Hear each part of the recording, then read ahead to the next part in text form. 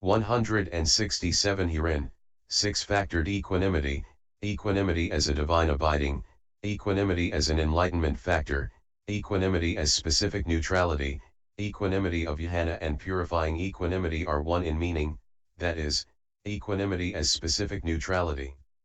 Their difference, however, is one of position 46, like the difference in a single being as a boy, a youth, an adult, a general, a king, and so on. Therefore of these it should be understood that equanimity as an enlightenment factor, etc., are not found where there is six-factored equanimity, or that six-factored equanimity, etc., are not found where there is equanimity as an enlightenment factor. And just as these have one meaning, so also equanimity about formations and equanimity about insight have one meaning too, for they are simply understanding classed in these two ways according to function. 168 Just as, when a man has seen a snake go into his house in the evening and has hunted for it with a forked stick, and then when he has seen it lying in the grain store and has looked to discover whether it is actually a snake or not, and then by seeing 3 marks 47 has no more doubt, and so there is neutrality in him about further investigating whether or not it is a snake.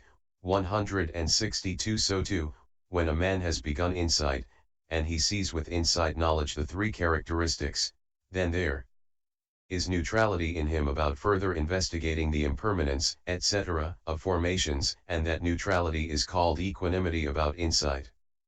169 But just as, when the man has caught hold of the snake securely with the forked stick and thinks, how shall I get rid of the snake without hurting it or getting bitten by it, then as he is seeking only the way to get rid of it, there is neutrality in him about the catching hold of it.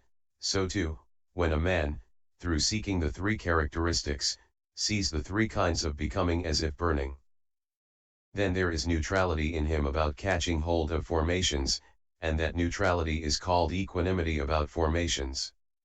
170 So when equanimity about insight is established, equanimity about formations is established too. But it is divided into 2 in this way according to function, in other words, according to neutrality about investigating and about catching hold. Equanimity of energy and equanimity as feeling are different both from each other and from the rest. 171 So, of these kinds of equanimity, it is equanimity of jhana that is intended here. That has the characteristic of neutrality. Its function is to be unconcerned. It is manifested as uninterestedness. Its proximate cause is the fading away of happiness. Here it may be said, is this not simply equanimity as specific neutrality in the meaning? And that exists in the first and second jhanas as well, so this clause, he dwells in equanimity, ought to be stated of those also. Why is it not? It may be replied because its function is unevident there since it is overshadowed by applied thought and the rest. But it appears here with a quite evident function, with head erect, as it were, because it is not overshadowed by applied thought and sustained thought and happiness. That is why it is stated here. The commentary on the meaning of the clause he dwells in equanimity is thus completed in all its aspects. 172 Now, as to mindful and fully aware, here, he remembers, sarati, thus he is mindful, sata.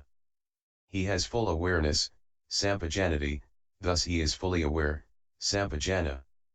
This is mindfulness and full awareness stated as personal attributes. Herein, mindfulness has the characteristic of remembering. Its function is not to forget. It is manifested as guarding. Full awareness has the characteristic of non-confusion. Its function is to investigate, judge. It is manifested as scrutiny. 173 Herein, although this mindfulness and this full awareness exist in the earlier jhanas as well, for one who is forgetful and not fully aware does not attain even access, let alone absorption yet, because of the comparative grossness of those jhanas, the mind's going is easy there, like that of a man on level ground, and so the functions of mindfulness and full awareness are not evident in them. 163 But it is only stated here because the subtlety of this jhana, which is due to the abandoning of the gross factors, requires that the mind's going always includes the functions of mindfulness and full awareness, like that of a man on a razor's edge. 174 What is more, just as a calf that follows a cow returns to the cow when taken away from her if not prevented, so too, when this third jhana is led away from happiness, it would return to happiness if not prevented by mindfulness and full awareness, and would rejoin happiness. And besides, beings are greedy for bliss, and this kind of bliss is exceedingly sweet since there is none greater. But here there is non-greed for the bliss owing to the influence of the mindfulness and full awareness, not for any other reason. And so it should also be understood that it is stated only here in order to emphasize this meaning too. 175 Now, as to the clause he feels bliss with his body, here, although in one actually possessed of the third jhana there is no concern about feeling bliss, nevertheless he would feel the bliss associated with his mental body, and after emerging from the jhana he would also feel bliss since his material body would have been affected by the exceedingly superior matter originated by that bliss associated with the mental body. 48 It is in order to point to this meaning that the words he feels bliss with his body are said. 176 Now, as to the clause, that, on account of which the noble ones announce, he dwells in bliss who has equanimity and is mindful, here it is the jhana, on account of which as cause, on account of which as reason, the noble ones, that is to say, the enlightened ones, etc., announce, teach, declare, establish, reveal, expound, explain, clarify, by 259, that person who possesses the third jhana they praise, is what is intended. Why? Because he dwells in bliss who has equanimity and is mindful. He enters upon and dwells in that third jhana, tataya jhana yopasampahya viharati, is how the construction should be understood here. But why do they praise him thus? Because he is worthy of praise. 177 For this man is worthy of praise since he has equanimity towards the third jhana though it possesses exceedingly sweet bliss and has reached the perfection of bliss, and he is not drawn towards it by a liking for the bliss, and he is mindful with the mindfulness established in order to prevent the arising of happiness, and he feels with his mental body the undefiled bliss beloved of noble ones, cultivated by noble ones. Because he is worthy of praise in this way, it should be understood, noble ones praise him with the words, he dwells in bliss who has equanimity and is mindful, thus declaring the special qualities that are worthy of praise. 164 Third, it is the third in the numerical series, and it is third because it is entered upon third. 178 Then it was said, which abandons one factor, possesses two factors. 153 Here the abandoning of the one factor should be understood as the abandoning of happiness. But that is abandoned only at the moment of absorption, as applied thought and sustained thought are at that of the second jhana, hence it is called its factor of abandoning. 179 The possession of the two factors should be understood as the arising of the two, namely, bliss and unification. So when it is said in the Vibhoga, jhana, equanimity, mindfulness, full awareness, bliss, unification of mind, by 260, this is said figuratively in order to show that jhana with its equipment. But, excepting the equanimity and mindfulness and full awareness, this jhana has literally only two factors qua factors that have attained to the characteristic of lighting, see 119, according as it is said, what is the jhana of two factors on that occasion? It is bliss and unification of mind, by 264. The rest is as in the case of the first jhana. 180 Once this has been obtained in this way, and once he has mastery in the 5 ways already described, then on emerging from the now familiar third jhana, he can regard the flaws in it thus, this attainment is threatened by the nearness of happiness, whatever there is in it of mental concern about bliss proclaims its grossness, di 37, cch 9, and 20, and its factors are weakened by the grossness of the bliss so expressed. He can bring the fourth jhana to mind as quieter and so end his attachment to the third jhana and set about doing what is needed for attaining the fourth. 181 When he has emerged from the third jhana, the bliss, in other words, the mental joy, appears gross to him as he reviews the jhana factors with mindfulness and full awareness, while the equanimity as feeling and the unification of mind appear peaceful. Then, as he brings that same sign to mind as earth again and again with the purpose of abandoning the gross factor and obtaining the peaceful factors, knowing now the fourth jhana will arise, there arises in him mind or adverting with that same earth kagyo as its object, interrupting the life continuum. After that either 4 or 5 impulsions impel on that same object, 165 the last one of which is an impulsion of the fine material sphere belonging to the fourth jhana. The rest are of the kinds already stated, 74. 182 But there is this difference: blissful, pleasant, feeling is not a condition, as repetition condition, for neither painful nor pleasant feeling, and the preliminary work must be aroused in the case of the fourth jhana with neither painful nor pleasant feeling. Consequently these consciousnesses of the preliminary work are associated with neither painful nor pleasant feeling, and here happiness vanishes simply owing to their association with equanimity. The fourth jhana. 183 And at this point, with the abandoning of pleasure and pain and with the previous disappearance of joy and grief he enters upon and dwells in the fourth jhana, which has neither pain nor pleasure and has purity of mindfulness due to equanimity, by 245, and so he has attained the fourth jhana, which abandons one factor, possesses 2 factors, is good in 3 ways, possesses 10 characteristics, and is of the earth kagyo. 184 Herein, with the abandoning of pleasure and pain, with the abandoning of bodily pleasure and bodily pain. With the previous, which took place before, not in the moment of the fourth jhana.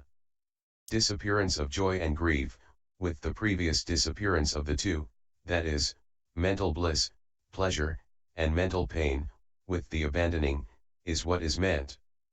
185 But when does the abandoning of these take place? At the moment of access of the 4 jhanas. For mental joy is only abandoned at the moment of the fourth jhana access, while bodily pain, mental grief, and bodily bliss, pleasure, are abandoned respectively at the moments of access of the first, second, and third jhanas. So although the order in which they are abandoned is not actually mentioned, nevertheless the abandoning of the pleasure, pain, joy, and grief, is stated here according to the order in which the faculties are summarized in the Indriya Vibhoga, Vibhite 122. 186 But if these are only abandoned at the moments of access of the several jhanas, why is their cessation said to take place in the jhana itself in the following passage, and where does the arisen pain faculty cease without remainder? Here, bhikkhus, quite secluded from sense desires, secluded from unprofitable things, a bhikkhu enters upon and dwells in the first jhana, which is born of seclusion. It is here that the arisen pain faculty ceases without remainder. Where does the arisen grief faculty cease without remainder? In the second jhana.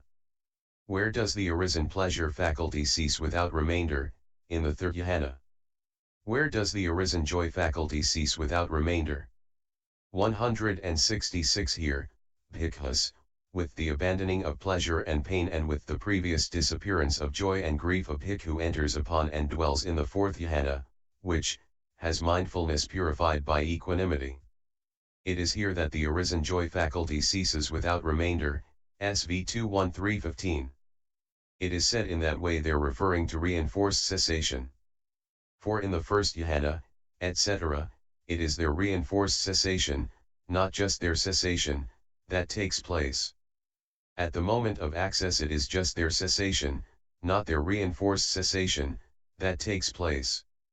187 For accordingly, during the first jhana access, which has multiple adverting, there could be rearising of the bodily pain faculty 49 due to contact with gadflies, flies, etc. or the discomfort of an uneven seat, though that pain faculty had already ceased, but not so during absorption. Or else, though it has ceased during access, it has not absolutely ceased there since it is not quite beaten out by opposition. But during absorption the whole body is showered with bliss owing to pervasion by happiness.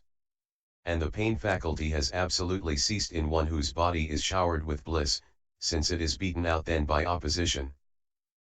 188 And during the second jhana access too, which has multiple advertings, there could be rearising of the mental grief faculty, although it had already ceased there, because it arises when there is bodily weariness and mental vexation, which have applied thought and sustained thought as their condition, but it does not arise when applied and sustained thought are absent.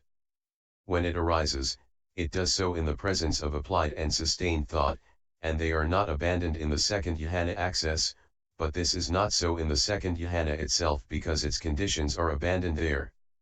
189 Likewise in the third jhana access there could be rearising of the abandoned bodily pleasure faculty in one whose body was pervaded by the superior materiality originated by the consciousness associated with the happiness. But not so in the third jhana itself. For in the third jhana the happiness that is a condition for the bodily bliss, pleasure, has ceased entirely. Likewise in the fourth jhana access there could be rearising of the abandoned mental joy faculty because of its nearness and because it has not been properly surmounted owing to the absence of equanimity brought to absorption strength. But not so in the fourth jhana itself. And that is why in each case, 186, the words without remainder are included thus, it is here that the arisen pain faculty ceases without remainder. 190 Here it may be asked, then if these kinds of feeling are abandoned in the access in this way, why are they brought in here? It is done so that they can be readily grasped. For the neither painful nor pleasant feeling described here by the words which has neither pain nor pleasure is subtle, hard to recognize and not readily grasped.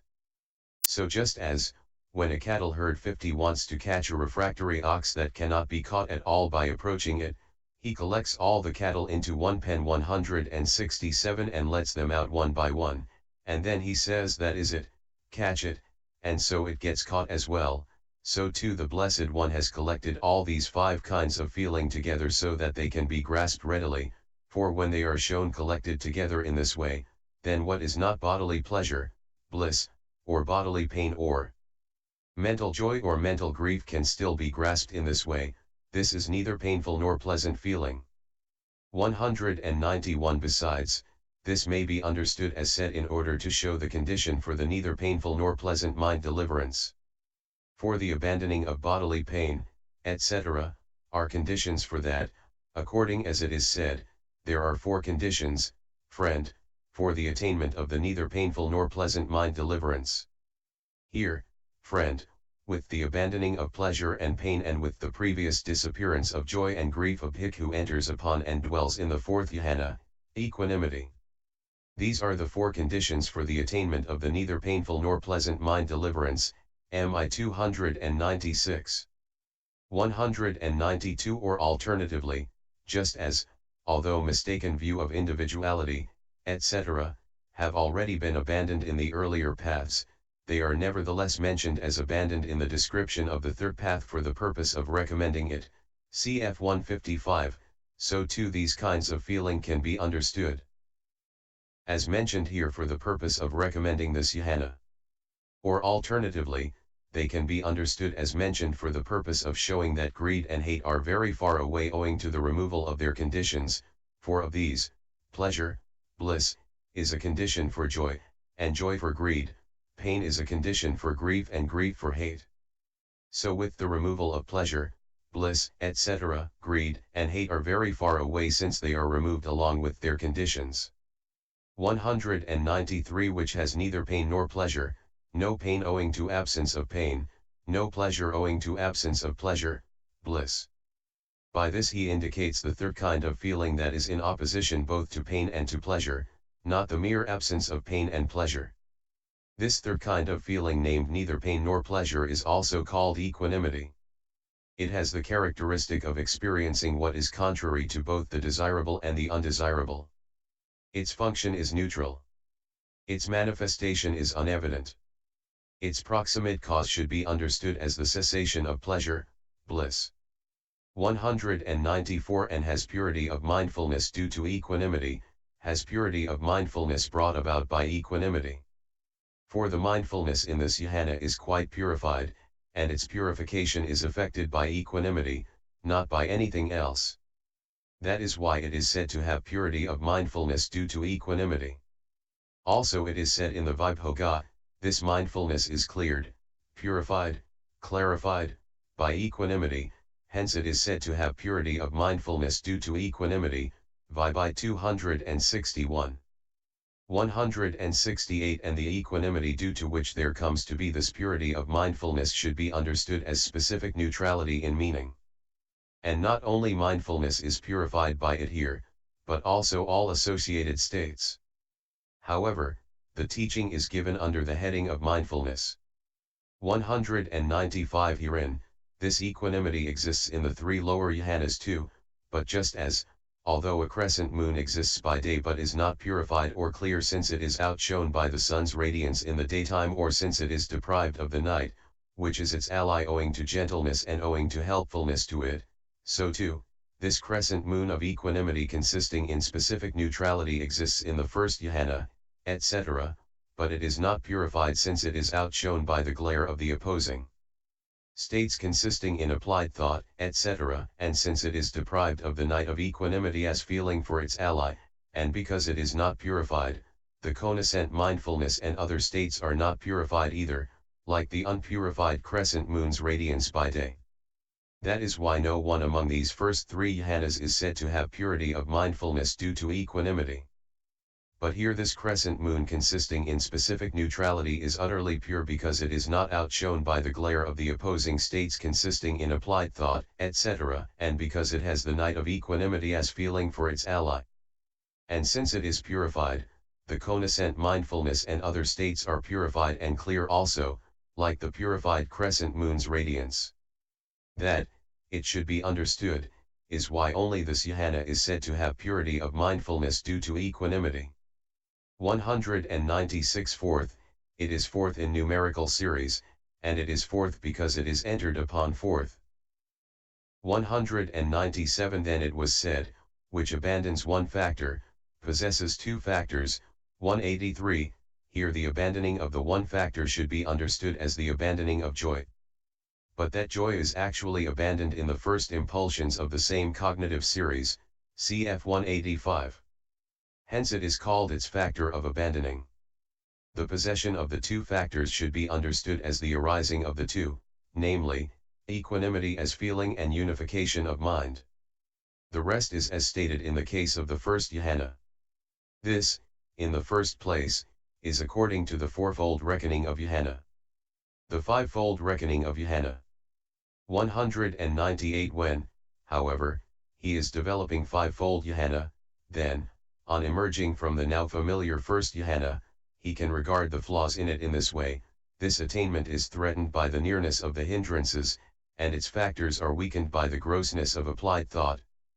169 He can bring the second jhana to mind as quieter and so end his attachment to the first jhana and set about doing what is needed for attaining the second. 199 Now, he emerges from the first jhana mindfully and fully aware, and only applied thought appears gross to him as he reviews the jhana factors, while the sustained thought, etc., appear peaceful. Then, as he brings that same sign to mind as earth again and again with the purpose of abandoning the gross factor and obtaining the peaceful factors, the second jhana arises in him in the way already described. Its factor of abandoning is applied thought only.